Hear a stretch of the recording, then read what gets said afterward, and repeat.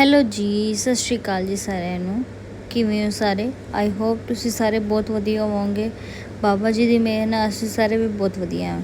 ਥੋੜ੍ਹੇ ਦਿਨ ਤੋਂ ਮੈਂ ਸੋਚ ਰਹੀ ਸੀ ਕਿ ਮੈਂ ਵਲੌਗ ਬਣਾਵਾਂ, ਪਰ ਥੋੜ੍ਹੀ ਬਿਜ਼ੀ ਚੱਲ ਰਹੀ ਸੀ ਕਿਉਂਕਿ ਘਰ ਵਿੱਚ ਕੋਈ ਨਹੀਂ ਸੀ। ਮੰਮੀ ਪਾਪਾ ਔਰ ਦੀਦੀ ਗਏ ਸੀ ਚੰਡੀਗੜ੍ਹ। ਪਾਪਾ ਦਾ ਆਪਰੇਸ਼ਨ ਹੋਣਾ ਸੀ ਆਈਸ ਦਾ, ਇਸ ਲਈ ਪਾਪਾ ਮੰਮੀ ਔਰ ਦੀਦੀ ਗਏ ਸੀ ਚੰਡੀਗੜ੍ਹ। तो सब तो पहला मैं उठ के मैं नहाई, फिर मैं पाठ लगाया, नाल काम कर रही सी, झाड़ पूंछ कर रही सी क्योंकि दीदी भी आ गई सी सफाई करने वास्ते, बर्तन धो रहे सी। अज मम्मी पापा की वापसी भी सी, उन्होंने आना सी घर वापस। पापा दे ऑपरेट हो गया सी और पापा मम्मी और दीदी ने अज वापस आना सी। तो मैं सोचा कि मैं उन्होंने आने तक रोटी तैयार कर दा। मैं इन्हों को राजमा चावल मंगवा ले, मैं चल राजमा चावल बनाने अज। तो मैं फटाफट पहले राजमा उबालने रख दिते, नाल ही मैं सोचा एक पासे राजमा उबाल देनी है, एक पासे मैं तड़का लगा दाँगी इनू। जल्दी जल्दी मैं तड़का तैयार कर रही थी क्योंकि बच्चे सोए हुए सी हले। मैं क्या चल उन्होंने उठने तो पहले मैं सारा काम खत्म कर ला, पर मैं संभाल ही रही सी कि जैविद मेरा उठ गया सी। जैविद महरीन भी उठ गई सी। इतने आया जैविद, सब तो पहले मैंने हक किया, फिर एक किचन च आके मैंने थोड़ा बहुत तंग कर रहे सी बस।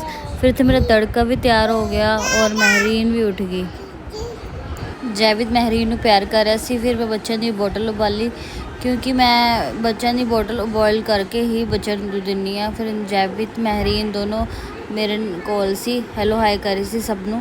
फिर मैं टेबल वगैरह भी साफ किया, थोड़े बहुते कपड़े से जोड़न वाले फिर मैं वो जोड़े। फिर मैं इतने जैविद नूं कह रही सी कि ब्रश कर ले, और महरीन ने इतने मैंने देखा नाल पहले खेल रही सी इतने, फिर मैंने देखते सारी कह लगी कि मम्मा उठा ले। इतने मैं उठा ही रही सी कि नीचे गिरी गई, फिर रोने लग गई कि मम्मा मेरे को उठा लो उठा लो।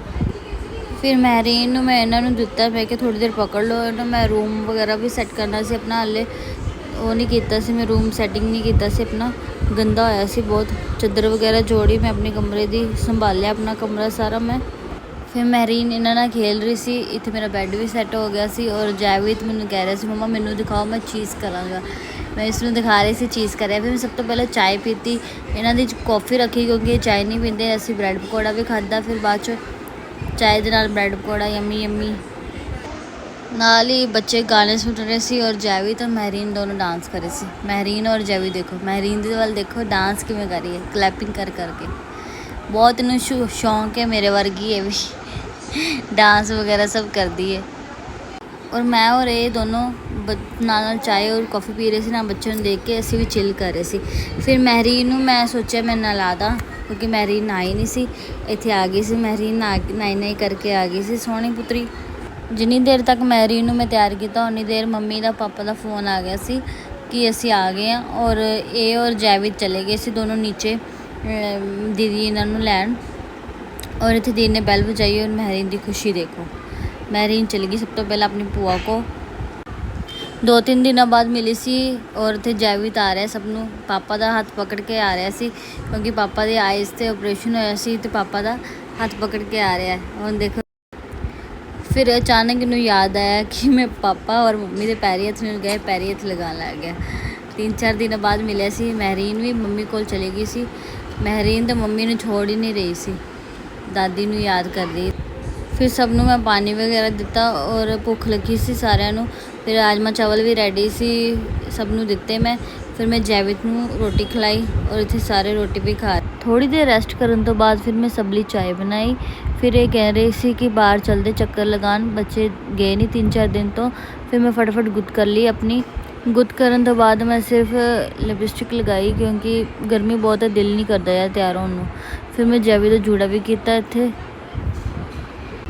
इतने जैविद तैयार हो गए सी, दिखा रहे से अपने आप को।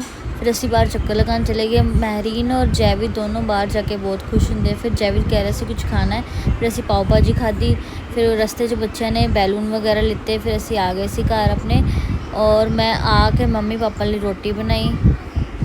असी मिलते तुहानूं नैक्सट व्लॉग च। बाय बाय, गुड नाइट सबनों, टाटा बाय बाय।